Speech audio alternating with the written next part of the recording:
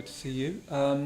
Many of you won't know me. My name is Maitreya Bandhu. I've been teaching here at the centre for donkey's years. I'm not so much part of the furniture. I must be by now something like the fire escape or something. Some semi-permanent fixture. I've been here for 30 years. You're thinking, I something qualify for something above the furniture. Yes, I wrote the book that we'll be giving the book out at the end. I always want to just mention that I don't get any revenue from the book, just in case you think this is all an elaborate kind of way of financing my, gorgeous holidays. Without chance. Any sort of royalties from the book all goes to the LBC, just to make sure that's clear, just in case any of you are suspecting. So first of all, I wanted just to reiterate something that Donna Utah was saying. It's a really good opportunity, just this 8 weeks together. It's actually a really precious opportunity. And it's so easy for the business of life to get in the way. And it's so easy, isn't it, to, especially as we go into October, November, it starts to get dark, you've had a hard day at work, you've looked into a screen all day. The last thing you want to do is schlep over to Bethnal Green, to do this mindfulness thing. Someone was saying to me, it's the first night always the busiest. And I said, yeah, it is tend to, It's like the first day at the gym, the first day of a diet, All of those issues, are transferable across all genres, yeah. So really just keep coming, yeah, whether you like it or not. If you don't like it, don't tell the leaders, because they don't like that. Just come even if you don't like it in a way. Just see what it's like to come for 8 weeks, and decide what you think about it afterwards. Just come. And then if you can, yes, come on this winter retreat with Donna Utah and I. We were doing the announcements outside for those of you who are still in here, and already the second part of the retreat, the New Year part of the retreat, is really booking up quickly. So have a think about that. It's a 10-day retreat, and what we'd recommend is you come for the whole 10 days. Quite a few people from the centre will be on that retreat. Great time of year to go on retreat, winter, Christmas, New Year. If you can't come the 10 days, definitely come for one of the 5 day, either the Christmas over and New Year. But especially if you're thinking of the New Year, think fairly quickly, because it will book up very quickly. By the way, I've never known it this booked up by this time. Okay, so what I want to do now, I want to say something about the first area of mindfulness I want to explore. I don't want to say what mindfulness is. I don't think usually what is questions aren't very useful. So for instance, you could start painting today, and you could go on. I was watching an interview with Frank Auerbach the other day on television. He paints every day of the year apart from Christmas Day. Every day of the year. That's all he does. He said he goes to the cinema if he's really tired, like once a month, something like that. And otherwise, he's just painting, morning, noon, and evening. He's had sitters that sit for him for 20 years. Why was I saying that? What was I saying that for? What? Oh yes, that's right. I need Donna Utah here to remind me where my sentence started. So I bet you he's never asked the question, what is art? Yeah? There's no need for him to answer that question. You just mean you can spend all that time. He's now, an internationally renowned artist. I bet you he's never asked. No point in this documentary was that question asked, what is art? You just do it. What it is what you do. And mindfulness is very, very like that. Mindfulness isn't a subject. It's not something, you can study it, but it's not a subject, not really. It's not a category. It's not a theory. Definitely it's not a theory. It's something you need to do, you need to practice. And just like being an artist, you never get to the end of it. I bet you that Frank Auerbach, he's still painting at the age of 70. He started painting when he was 17. His parents were killed in the war. He comes from a Jewish background in Germany, and his parents were killed. He doesn't even know where in the war. And he came to England when he was 8.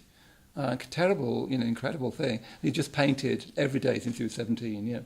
bet you he's never asked himself, what is art? Why am I doing it? He was just saying, this is what I'm doing, that's what I'm doing. And he said, sometimes I want to do something else, and I thought, actually, I'd rather paint. Yeah? Which is fine for him. It's not so easy for the rest of his family, but that's another matter. Mindfulness is just something you do. You never get to the end of it. You never get to be an expert. Like I was struck with this Frank Auerbach documentary. He was saying, he was looking in the National Gallery, looking at the great masters there, and was saying, I've got so much to learn from them still. So much. He's been painting all this time, every day. He's 70, and he's saying, I've got so much to learn from them. That I thought was an exquisite kind of attitude, yeah. And that's our attitude. That's my attitude to mindfulness. It's my attitude, I hope, to Buddhism, that you never learn it, you never master it. There's always new things to discover, yeah. So this 8 weeks is kind of like an intensive starter kit in mindfulness, yeah. It's not to become an expert, and it's not anything like that. It's something you're going to be doing. It's something you're going to be forgetting to do, I bet. And it's something you're going to have to remind yourself to do and then start again and do, yeah. It's something that has deeper and deeper levels to it. I still am exploring mindfulness, what it really means, and without ever really quite saying to myself, what's the definition of mindfulness? So what we're going to be doing for 8 weeks is exploring this thing that I'm not going to tell you what it is. The main thing to do is to do it. And then you discover what it feels like, yeah. And then you'll discover even that there's far more to go into it. We can't possibly teach you mindfulness in 8 weeks. What we can do is sort of start you off, yeah. And mostly we're going to be working very, very practically, very, very practically. Because as I said, mindfulness isn't a theory. It's not something I'm going to do lots of, or Donna Utah is going to do lots of sort of theoretical, philosophical exploration. We will do a bit of that, but not very much. But I wanted to start right at the start by putting mindfulness in a Buddhist context. You can learn mindfulness now in lots of contexts. You can learn it by going to your GP even. They're teaching it in schools, they're teaching it in prisons, they're teaching it at Google. It's very now, isn't it? It's very on trend. Mindfulness comes from the Buddhist tradition, and my own feeling is that if you take it out of that tradition, you distort it. Yeah? It's not to say there's not real value in taking it out of that tradition. There are benefits as well, but there's also a kind of distortion. So I want to put mindfulness back into its Buddhist context, because that's how we're going to be teaching mindfulness. Yeah, I mean, it's a bit of a giveaway, isn't it? Anybody notice a large golden figure in this room? Oh my God! Who could that possibly be? Anyway, so it seems only reasonable, doesn't it, to put it in Buddhist context. There will be jokes, don't be alarmed.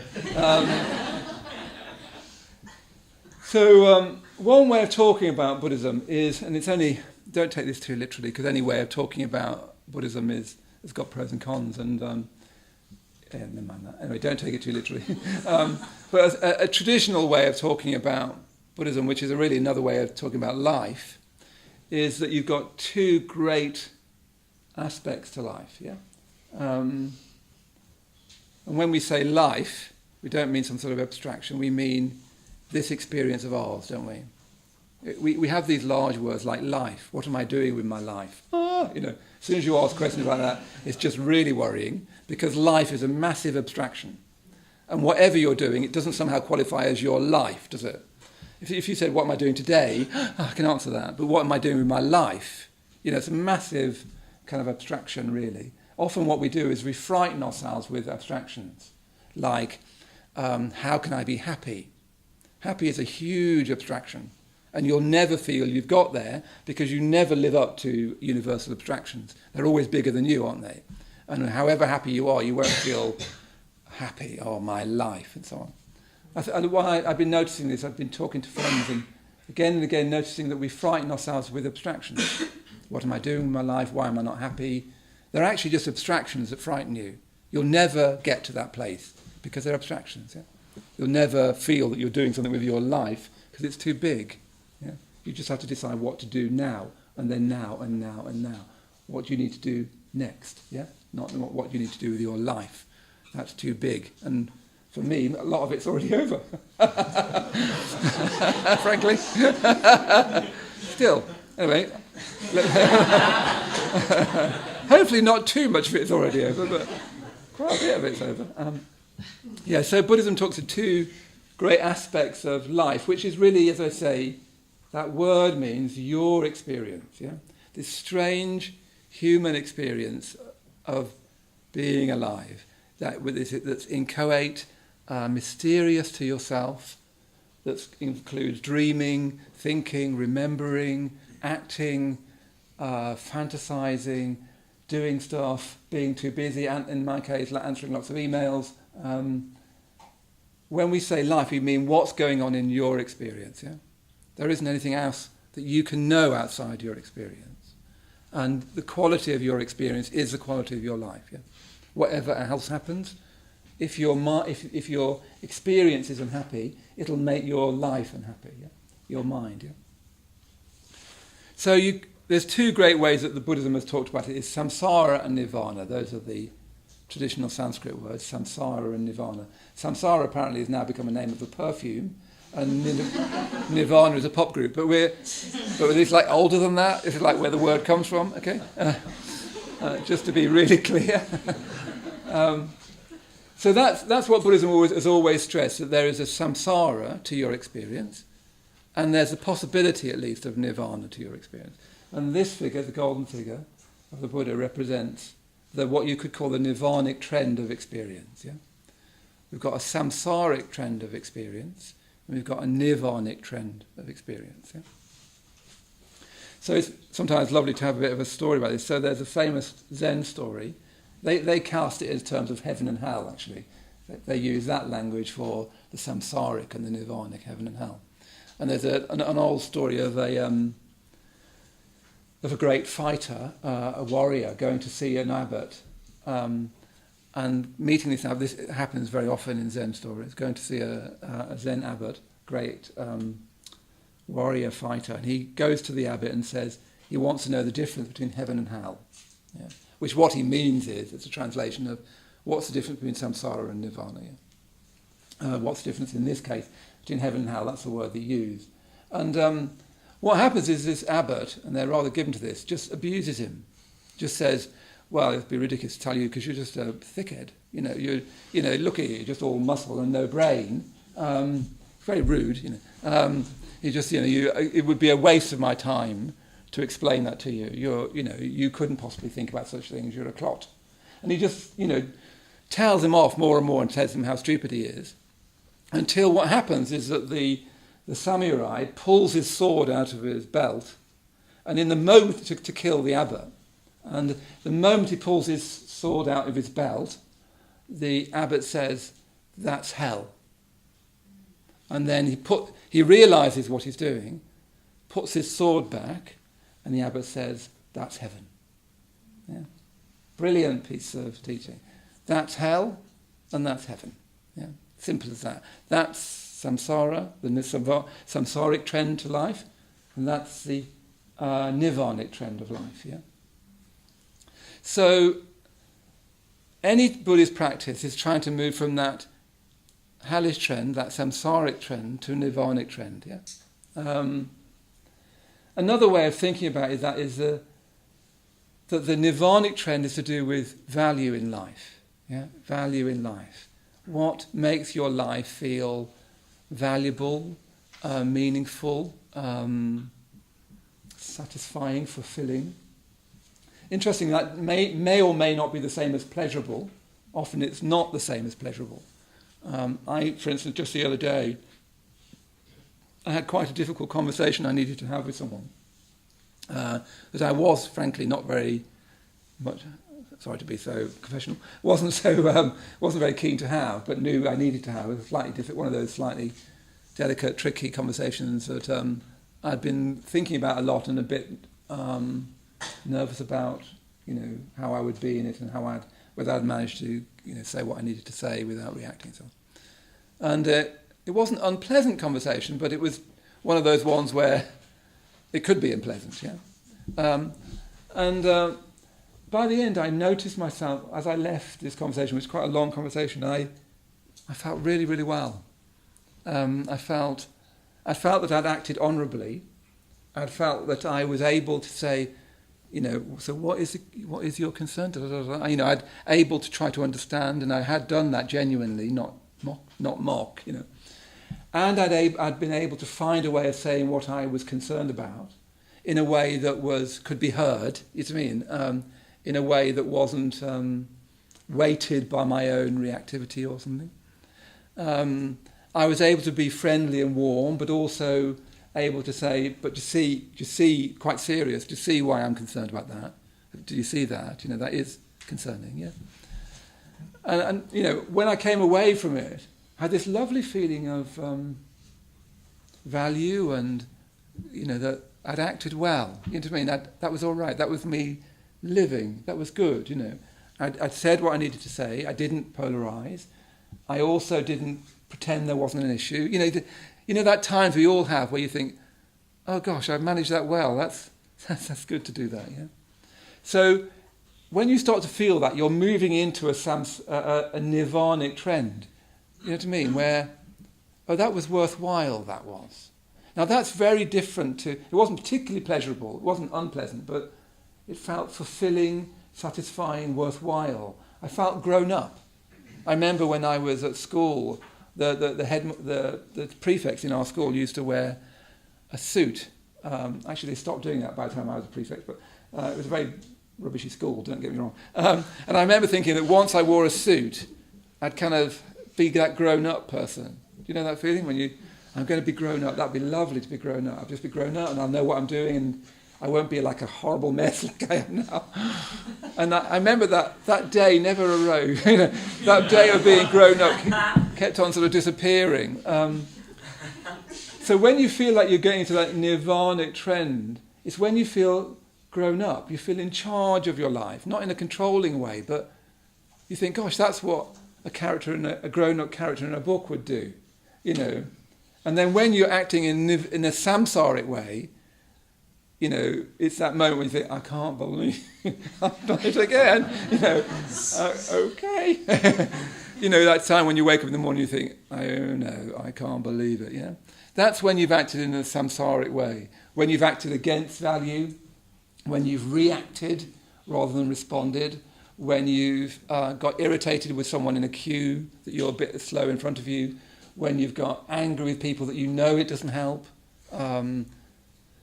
You've all been there, haven't you, where you do something, I've done something, usually quite small things, which you then regret, because it's not helping. Sometimes you even do it in the moment, don't you? I was a while ago in a difficult meeting, one of those big meetings where you're just discussing something. And as I was talking, I could think, this isn't landing very well. That awful sense of this is not working. And I could feel people thinking, what is this? What is the problem with this guy? That sense of this is really not working. I'm not managing that nirvanic trend. Yeah? All of us, that's all you've got, folks. You're either in that nirvanic trend which is to do with value, which is to do with beauty, which is to do with honesty, which is to do with awareness, particularly. This sense of grown-upness, of collectedness. Or you're in that samsaric trend, which is to do with reaction, polarization, antipathy, distraction, unawareness, drivenness. Like that time when you think, I'm going to have an early night tonight.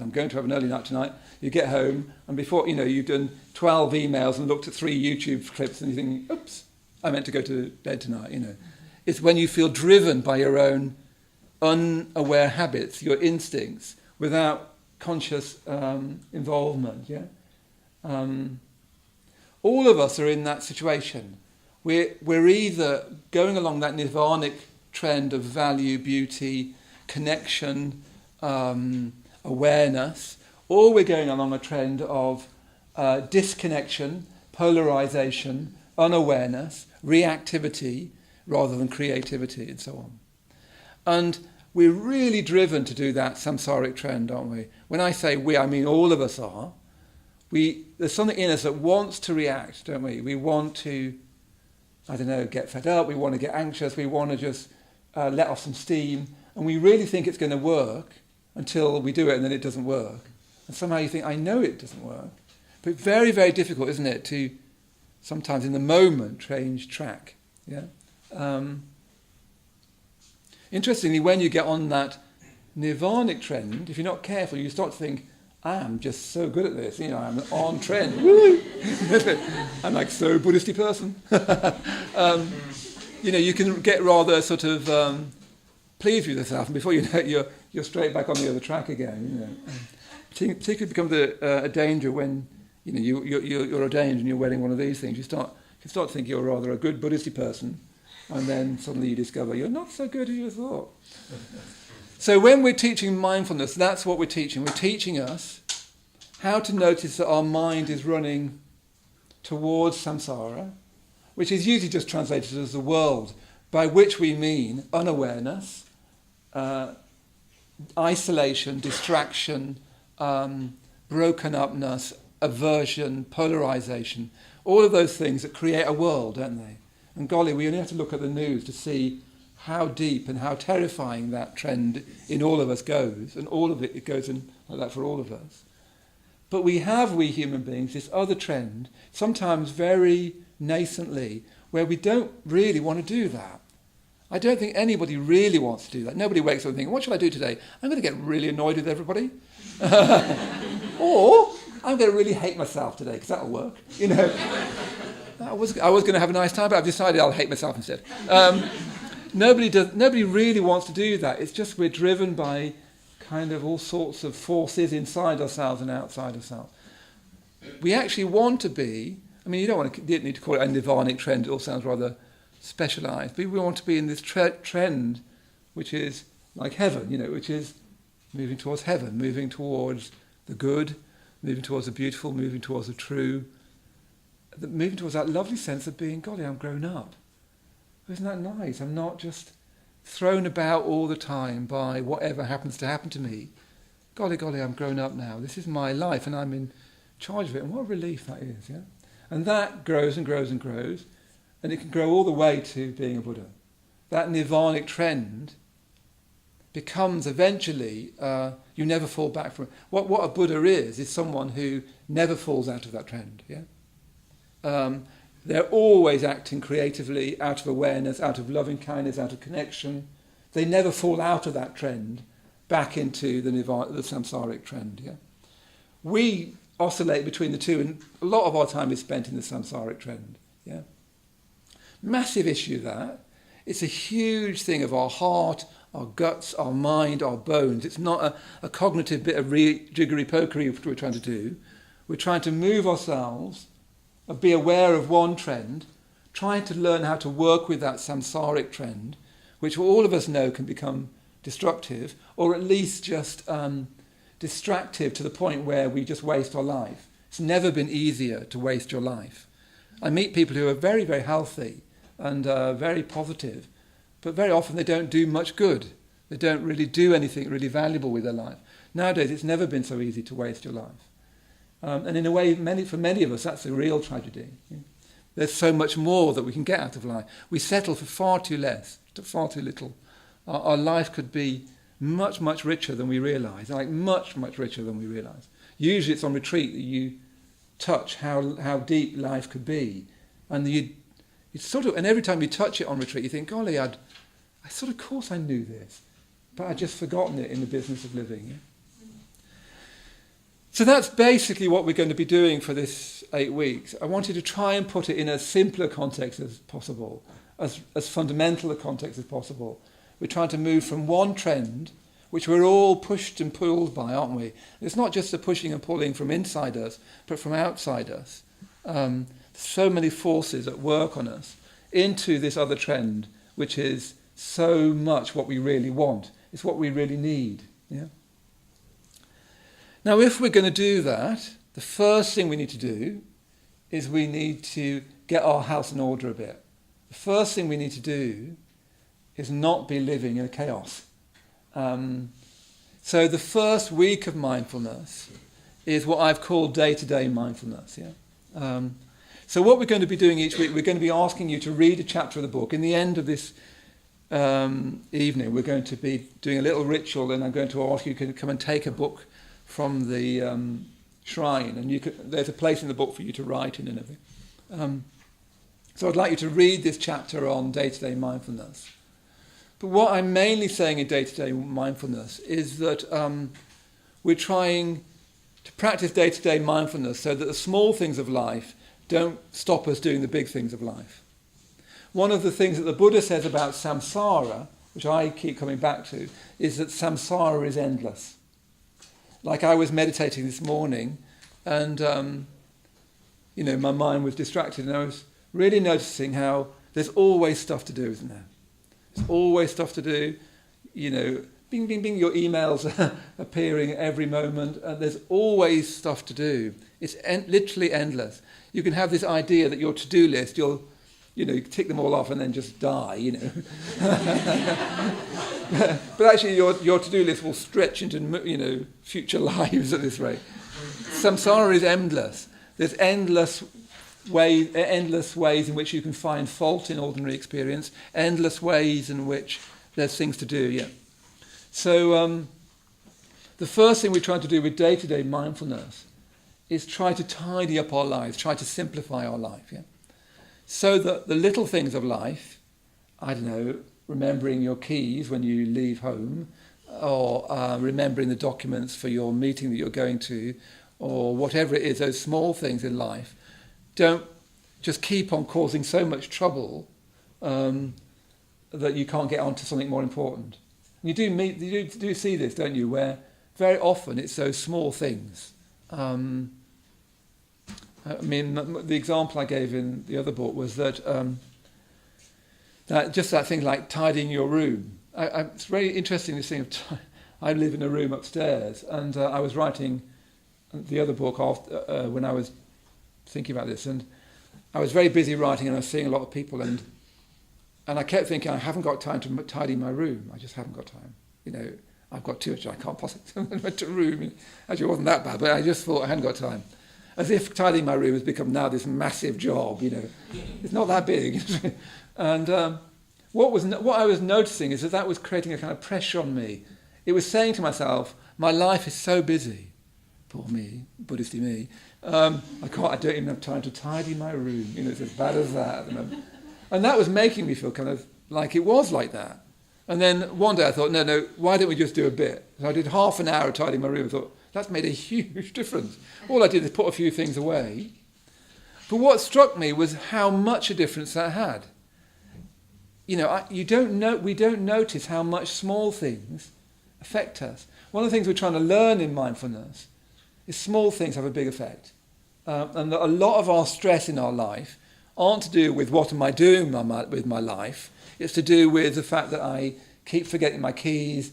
I have never sorted out my room, or my handbag's full of stuff that I'm always trying to find. I remember a friend of mine who used to smoke, and every time she'd trying to find a cigarette, she'd almost jump into the handbag and disappear for some of the bits.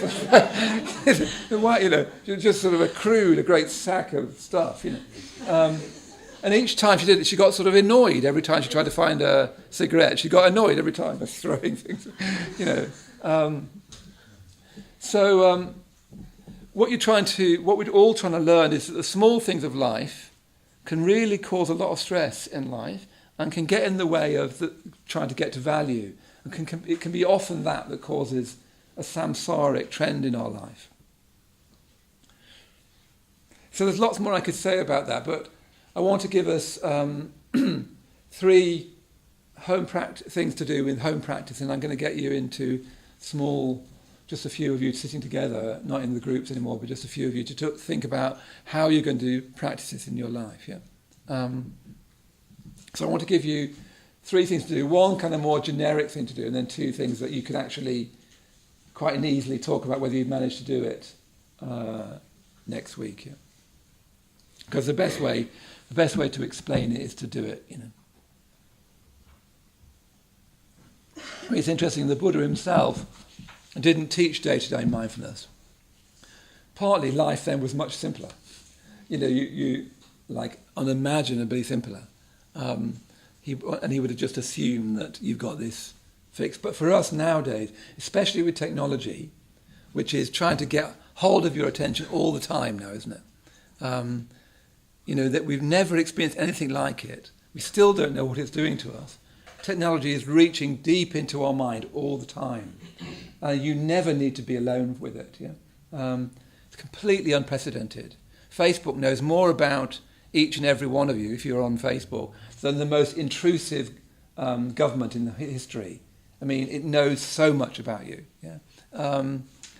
We've never been in this situation. Human beings have never been in this situation before. Everybody wants your attention now, and they want your attention so they can manipulate it, so they can get you to buy things and do things.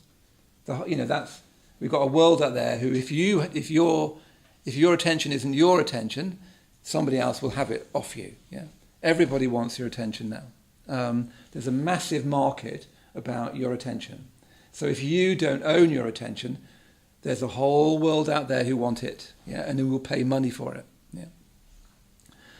So the first thing I want you to try to do this week coming is when you get stressed in this week, try to start to notice moments of stress, especially when you have that's it moment, that sod it moment, where you think, right, that, it's, it's all too much, when you sort of blow a gasket, when you say sod it. And sometimes when you do get to that sod it moment, you think, where do I go from here? It's either straight to the pub or, some other place that you deal with that moment, yeah? So try to notice those kind of hot moments, those stress moments. Try and see if you can use it as a cue to see whether that's saying something about day-to-day mindfulness. Is that because what part have you got to play in that? Like again, one of the meetings I go to, it was I had to get there early in the morning, and I was a bit late for the meeting. And I said, "Oh, sorry, I'm late. There was bad traffic." And my friend, one of my teachers, he said, "No, you're late because you didn't leave enough time for the bad traffic. That's why you're late." Yeah, I was very unhappy with that comment because there was a room full of people, and I'm glad that I've got this chance to get back at him. But it actually was completely true. If we're not careful, we think, I was fine, but life, unfortunately, has stopped me getting here on time, yeah? And then, isn't that interesting that I do that, quite often? I know people who are nearly always 10 minutes late. It's quite staggering. And it's always about 10 minutes. You think, okay, this is a very unusual circumstance, that you're always managing to be 10 minutes late. So in those stress moments, see if you can tell if it's something to do with your day-to-day mindfulness. Do you habitually leave late? One of the things that I habitually do, is I try and fit in too much. So I think, okay, I've got 5 minutes, I can do 3 more emails before I get to go to my next meeting. Meanwhile, I forget that I've got stairs to go down to and go outside to the cafe to meet them. So I'm habitually a bit late, because I'm trying to squeeze in another email-y thing. And I think all of us are getting like that, aren't we? You think, okay, I've got 15 minutes, that's 3 emails, click onto Facebook, like somebody's picture of a kitten. Golly, I'd never seen pictures of kittens before. And then you go down to have your meeting, yeah? So see if you can notice those stress moments. Try and see if it's something to do with day-to-day mindfulness. Is there something you habitually put off? Is there something that you're not getting round to? Is there a habit you've got into? Yeah? I don't know, promising you'll see somebody and not turning up, whatever it is. Having that drawer in the kitchen, which is just full of bits of string and which you can never find anything in, and every time you ever go, I can't believe, searching through that, we all do things like that, set these little time bombs, don't we? Yeah. So when you get stressed, see whether you can tell if it's something to do with day-to-day mindfulness. Yeah? Then the second, more specific thing I want you to try to do this week is see if you can cultivate mastery. This is the kind of psychological term.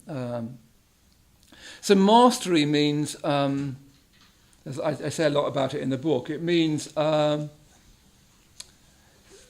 doing something that it's like, clearing out that drawer in the kitchen that you've always meant to clear out. When you cultivate mastery, you always feel that bit of relief. Like that moment when I tidy up my room for half an hour, I feel a disproportionate relief. It's because partly I've created a mindset that believes I don't have time to do that. And then when you realise it doesn't take very much time, it relieves you of that mindset. You suddenly feel like you've got more time than you had before. Mastery means doing those things that you've been putting off, doing those things that you know you need to do but you don't get around to, doing something that's a bit of a challenge, like actually I do need to have that slightly difficult conversation with my manager about this, and I'm going to have that conversation, and I'm going to... It's those kind of things that they often require a bit of energy, they often require a bit of focus, but you feel better for it. I mean, another simple example is, you need to exercise. It's cold in the morning. You feel like nice being in bed. You decide to get up and you don't get up. So mastery is getting yourself to get up. You feel better once you go for a run or whatever it is. Yeah. Mastery often takes a little bit of effort. It's often not very comfortable, but it has this sense of making you feel more fulfilled, more in charge, more grown up. Yeah. So see if you can do at least 2 things that cultivate mastery this week. Now, it could be something really simple like tidying up your room. I suddenly sound like your mother, but anyway, or your father, or your brother, or, your cat. It might be something as simple as, tidying up your room. It might be, looking at the bag you take to work and try to find something that you've been putting off, yeah? Or something that you know you need to do. Actually, I need to talk to my flatmate about the fact that they don't do the washing up. And what I do, instead of talking to them about it, I just, resent them. That's the English way of hatred, isn't it? You don't say anything to anybody, you just resent them. Yeah. And that works really well, because they never know and they're quite happy, but you're unhappy. Yeah. So, but the English have done it for centuries, and it's worked perfectly well. Try and think of something you can do to cultivate mastery. Yeah? And try and think of 2 things this week. Yeah? And it needs to be things that you can actually do, and that you can actually do this week coming, not, okay, I'm going to, completely do whatever it is. Another obvious thing is all those files you've got on your computer that are all over the place. This week, sort them out, yeah? All that stuff you've got waiting for your recycling bin, all those clothes you've got in your wardrobe because you can't close your wardrobe door anymore, can you sort it out this week? See if you can do at least 2 things that cultivate mastery and really try to notice the effect it has on you. Psychologists believe that mastery is the foundation of our positive emotion. It's the basis out of which your positive emotion arises. There's been a lot of study into mastery recently. So if you want to get yourself into a better state of mind, first thing to do is cultivate mastery. And a simple way is to do 3 things. Like if you're in a low state of mind, simple thing you do is immediately do 3 things you can do immediately. Put your washing in the washing machine, turn it on, that's 1 job done. Tidy up your desk, 2 jobs done. Things that you can do really quickly, yeah, immediately. You'll immediately, because of that mastery, even slightly, that will improve your mood. Yeah? Otherwise, you just feel, don't you, life is pushing you into this kind of passivity, yeah?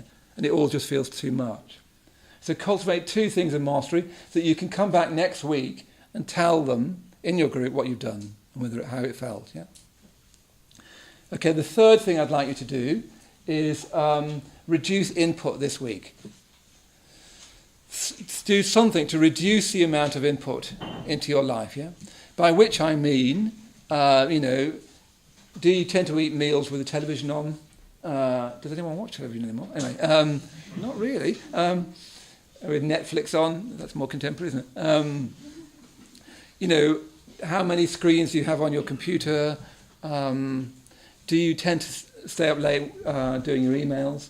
And don't you, that if you do that, it makes you feel chronically sleep deprived, because it makes you feel we all of us have got slight jet lag because the screens at night makes your brain think it's morning. So we're all of us slightly chronically jet lagged. But it's very difficult, isn't it, not to do emails late at night in a certain mood. So what could you do this week to reduce input? Yeah? Do you have to always go for a walk with music on?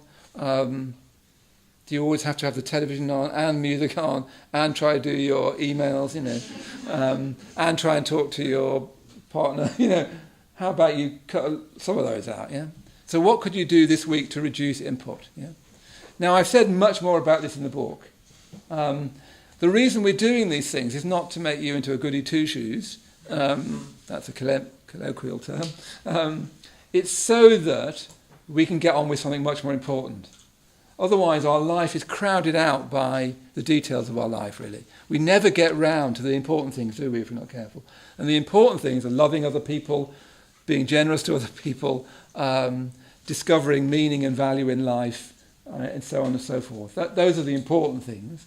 And if we're not careful, we never get round to that because we're still trying to work out our emails or flicking through Facebook, yeah? So what I'd like you to do just for a few minutes is partner up with somebody.